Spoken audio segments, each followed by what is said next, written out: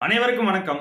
இன்னைக்கு நம்ம வீடியோல எதை பத்தி பார்க்க போறோம்னு சொன்னா, மதன் கௌரி ஒரு பாட்காஸ்ட் சீரிஸ் பண்ணிட்டு இருக்காரு. அதுல எல்லா பொலிட்டீஷியன்ஸையும் உட்கார வச்சு, அவங்களோட சித்தாந்தங்கள பேச வைக்கிறாரு. அவங்களோட தேர்தல் திட்டத்தையும், அவங்களோட தேர்தல் அறிக்கைகளையும் பேச வைக்கிறாரு. பேச வைக்கும்போது இவருக்கு மனசுல தோன்றின சில கேள்விகளையும் முன்வைக்கிறாரு. அந்த கேள்விகளுக்கு அவங்க யதார்த்தமான முறையிலையும், ஜென்யூனான முறையிலையும் பதில் அளிச்சிருக்காங்க.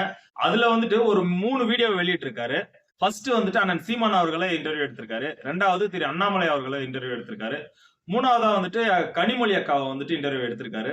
இந்த 3த்துலயும் இந்த 3 பாட்காஸ்ட்ல ஒரு 40 நிமிஷம் 30 நிமிஷம் அப்படி போகுது. இதுல இவருக்கு தோன்றின சில கேள்விகளை முன்வைக்கிறாரு. இதனால திராவிட ஆதரவாளர்கள் மதன் கௌரிய வறுத்து எடுத்துட்டு இருக்காங்க. அது எதனாலன்றதை இந்த வீடியோல டீட்டெயிலா பார்ப்போம்.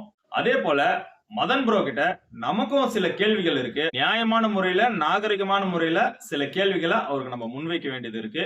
அதை அவர் செய்வாரா இல்ல அதுக்கான ஒரு பதில் என்னன்னு நம்ம பார்ப்போம்.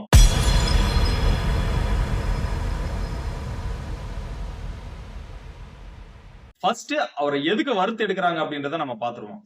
முதல்ல ஃபர்ஸ்ட் வீடியோவா அண்ணன் சீமான் அவர்களை இன்டர்வியூ எடுத்திருந்தாரு. அதுல நிறைய கொஸ்டின் கேட்டிருந்தாரு. அதுக்கான தரமான பதில்களும் நிறைய பதில்களும் சீமான் அண்ணன் சொல்லியிருந்தாரு.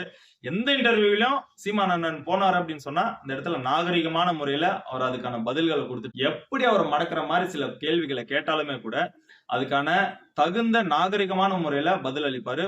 அவர் இன்டர்வியூ எடுத்ததும் அவர்கிட்ட கேட்ட கேள்விகளும் எந்த விதத்திலையும் தப்புன்னு சொல்ல முடியாது, சரியானது இல்லைன்னு சொல்ல முடியாது. அதுக்கு அடுத்தது கனிமொழி அக்கா, அண்ணாமலை கிட்ட அப்புறம் வர கனிமொழி அக்காவை இன்டர்வியூ எடுக்கிறாரு. கனிமொழி அக்காவை இன்டர்வியூ எடுக்கும் போது நிறைய கொஸ்டின் முன்வைக்கிறாரு. அதுல மெயின் இந்தி தெரியாது போடா அப்படின்னு சொல்றீங்களே, அது ஒரு அநாகரிகமா இல்லையான்னு கேக்குறாரு. அதுக்கு கனிமொழி அக்காவும் தரமான பதிலடி சொல்றாங்க. என்ன சொல்லியிருக்காங்க அப்படின்னா, நான் இந்தி தெரியாது போடான்னு சொல்லும் போது உனக்கு வலிக்குது அப்படின்னு சொன்னா, இந்தி தெரியலன்னா நீ இந்தியனே கிடையாதுன்னு சொல்லும் போது எனக்கு எவ்வளவு வலிக்கும் அப்படின்னு சொல்லி ஒரு தரமான பதில கொடுத்திருக்காரு. அது பதில் அடின்னு சொல்ல முடியாது, அது நாகரிகமான பதில், தரமான பதில். இருக்கிற ஒட்டுமொத்த தமிழர்களோட மனசுல இருக்கிற எல்லாரோட பிரதிபலிப்பா தான் நம்ம அதை பார்க்கணுமா இருக்கு. ஒருத்தனை உனக்கு ஒரு லாங்குவேஜ் தெரியாதுன்றதுக்காகவே நீ இந்தியனே கிடையாதுன்னு சொல்லும் போது அவனுக்கு எந்த அளவுக்கு வலிக்கும். இது மாதிரி சில கேள்விகளை முன்வைக்கிறாரு. அதுவும் நமக்கு எந்த பிரச்சனையும் கிடையாது. சீமான் அண்ணன் கிட்டயும் யார் தமிழர் அப்படின்ற கேள்வியும் பிரதானமா முன்வைக்கிறாரு. அதுக்காக சீமான் அண்ணனும் சரியான பதில சொல்லியிருக்காரு.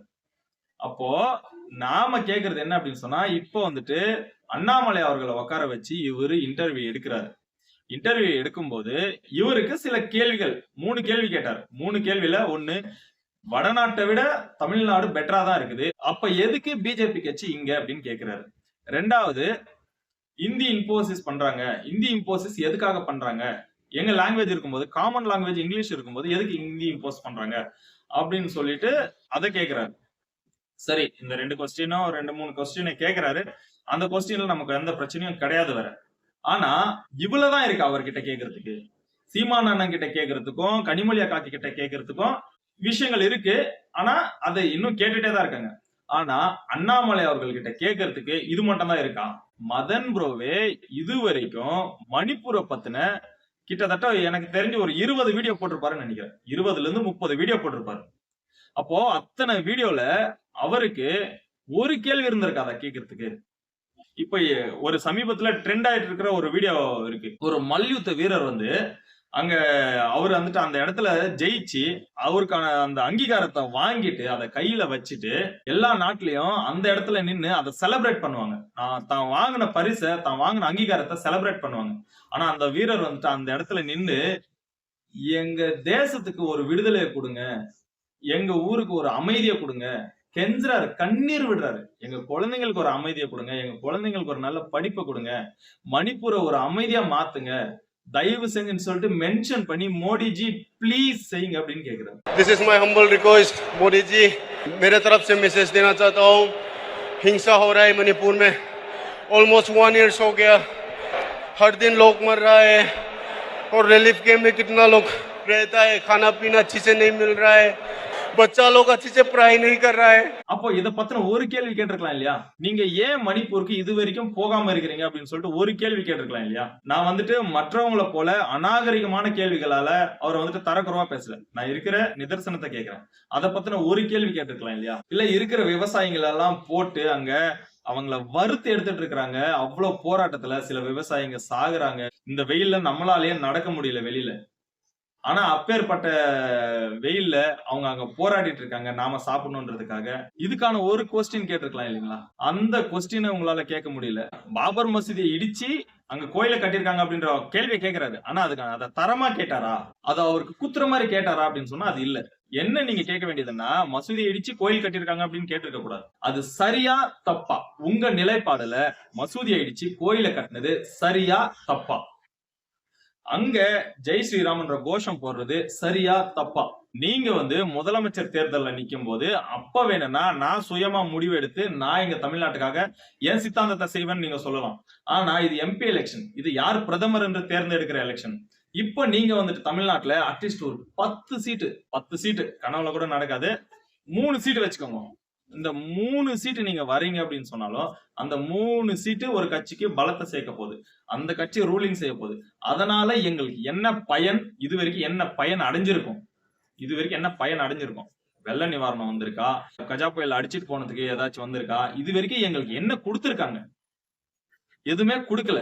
அப்போ கேட்கும்போது நாம கேள்வி கேட்கும்போது திமிரான பதில்கள் வந்திருக்கு. இன்னும் சொல்ல போனா நிதியமைச்சர் நிர்மலா சீதாராமன் அவர்கள் பேசுற பேச்சுங்க, வெங்காய ரேட் அதிகமாயிடுச்சு என்ன பண்றது அப்படின்னு கேட்டா, நான் வெங்காயம் சாப்பிடுறது இல்ல அப்படின்னு சொல்றாங்க. அப்படி சொன்னா எந்த அளவுக்கு அவங்க பொறுப்பற்ற பதில் அது. அப்ப நீங்க இதை கேட்டிருக்கணுமா இல்லையா? இது சரியா தவறா? உங்க பார்வையில என்ன நினைக்கிறீங்க திரு அண்ணாமலை அப்படின்னு சொல்லி கேட்டிருக்கணுமா இல்லையா? நீங்க எலெக்ஷனுக்காக இன்னைக்கு சிலிண்டர் ரேட் கம்மியா இருக்கு. ஏன் இப்ப கம்மியாகுதுன்னு கேட்டிருக்கணும் இல்லையா? ஏன் 4.5 வருஷம் 4.25 வருஷம் ஏன் கம்மியாவாம இன்னைக்கு ஏன் கம்மியாகுதுன்னு சொல்லிட்டு நீங்க கேட்டிருக்கணுமா இல்லையா ப்ரோ? அந்த கேள்வியை முன்வைக்கல. அப்ப இதெல்லாம் சரியா தவறா அப்படின்றத தெரிஞ்சுக்கணுமா இல்லையா? அப்போ வேற மாநிலத்துல இந்த 2000 கிலோமீட்டருக்கு அந்த பக்கம் இருக்கிற ஒரு கட்சி இந்த தமிழ்நாட்டை ஆட்சி செய்யணும், ரூலிங் செய்யணும் அப்படின்னு சொன்னா அதுக்கான தகுதிகள் வேணுமா வேணாவா? இப்போ இத தமிழன் தான் தமிழ்நாட்டை ஆளணும்னு சொல்ற கட்சிகள் கூட, ஓப்பனாவே சொல்றேன், நான் தமிழர் கட்சி கூட இத கேட்கல.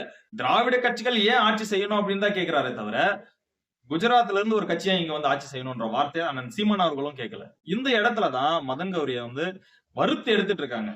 வறுத்து எடுக்கிறதுலயும் சில நியாயங்கள் இருக்கு. அப்ப நீங்க அவங்களுக்கு ஆதரவா தானே செயல்படுறீங்கன்றதான அர்த்தம். அதே போல அவங்க கட்சி வேட்பாளர்கள் இப்போ அவங்க கொடுத்துட்டு இருக்கிற வாக்குறுதியை நீங்க பாத்தீங்க அப்படின்னா தெரியும். சில ஒரு வேட்பாளர் வாக்குறுதி கொடுத்திருக்காங்க.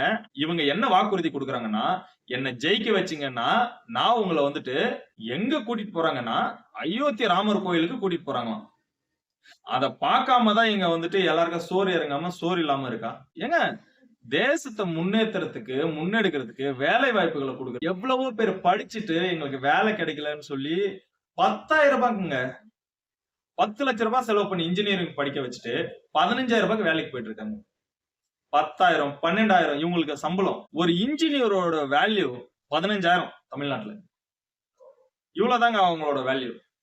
அதிகபட்சம் மிஞ்சி போனா 30,000 ரூபாய். சரி, இது வேற சப்ஜெக்ட். இது வேற வீடியோல பேசலாம். இப்போ விஷயத்துக்கு வருவோம். சரி, இத்தனை கேள்விகளையும் விட்டுருங்க. அட்லீஸ்ட் ஒரே ஒரு கேள்வி, எல்லாருக்குமான தெரிஞ்ச கேள்வி, எல்லாருமே அத இப்ப பேசிட்டு இருக்கிற கேள்வி, ஒரு கேள்வி. அவர் ஒரு ஐபிஎஸ்ல என்ன நடந்துச்சு, அங்கத்துல இருந்து எப்படி ரிட்டையர் ஆனாரு, காஃபி டே ஃபவுண்டரான சித்தார்த் எப்படி இறந்தாரு, அவர் இறந்தப்ப நான் என்ன பண்ணிட்டு இருந்தேன், இப்படின்றது எல்லாத்தையும் சொல்றாரு. சரியா? இப்போ அந்த இடத்துல ஒரு கேள்வி இருக்கும். ஏன்னா அவரா அந்த இடத்துக்கு வந்துட்டாரு. கர்நாடகான்ற ஒரு இடத்துக்கு அவரே வந்துட்டாரு. அப்ப நீங்க என்ன செஞ்சிருக்கணும்? அவரு சொல்றாரு இல்லைங்களா, I am proud to be till my death I am proud to be Kannadiga அப்படின்னு சொல்லிட்டு. அவர் காவேரி நோடிலாம், தமிழ்நாடு நோடிலாம், நான் எதுவுமே பார்க்கல. இப்ப அவர் தெளிவா சொல்றாரு, till my death I am proud to be Kannadiga அப்படின்னு சொல்லிட்டு. அப்போ இந்த ஒரு கொஸ்டினை நீங்க கேட்டிருக்கலாம் இல்லையா? அவர் ப்ரௌட் டு பி கன்னடிகா அப்படின்னா தமிழ்நாட்டுல உங்களுக்கு என்ன வேலை? இந்த கேள்வியை முன் வச்சிருக்கலாம் இல்லையா? நாம கன்னடர்களை பத்தி தப்பா சொல்லல, அவர் அப்படி சொன்னதையும் தப்பா சொல்லல. ஆனா அந்த கேள்வியா, அந்த வார்த்தையா சொல்லிட்டு நீங்க ஏன் இங்க எலெக்ஷன்ல நிக்கிறீங்க, நீங்க அங்கேயே போய் நின்றுக்கலாம்ல அப்படின்னு சொல்லி ஒரு கேள்வி கேட்கலாம் இல்லையா? அந்த கேள்விக்கு அவருக்கான பதில் அவர் சொல்லியிருப்பார் இல்லையா? எதையுமே கேட்காம வெறுமனே கூட்டிட்டு உட்கார வச்சு சும்மா 2 கொஸ்டின் பேருக்கு கேட்கறன்ற பேர்ல அவரை கேட்டுட்டு அவரை பேச வச்சுட்டு நீங்க அனுப்பிட்டீங்க. அப்போ இத பார்க்கும்போது நமக்கு அவரோட டைலாக் தான் நமக்கு ஞாபகம் வருது. என்ன மகனே,